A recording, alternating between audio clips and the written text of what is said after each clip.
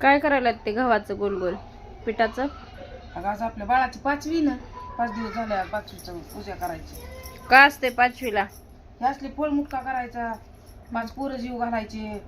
पुन्हा 5वी करताना सगळं वाळा मनगटी आणायची, ड्रेस आणायचा, काजळ आणायचं.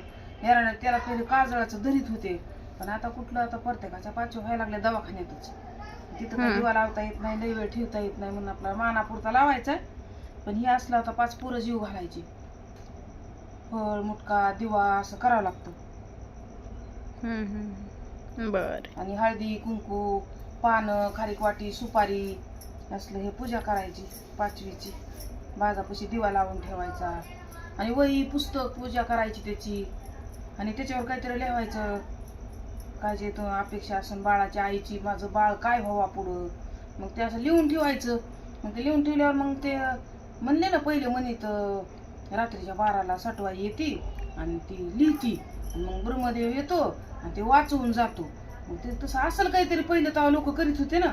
मग आता तिथं काहीतरी लिहून ठेवायचं, वही पुस्तक, माझा मुलगा डॉक्टर व्हावा, इंजिनियर व्हावा, समाजसेवक व्हावा, महाराज व्हावा, कथाकार व्हावा, भजनी व्हावा, असं काहीतरी लिहून ठेवायची आईची अपेक्षा येते.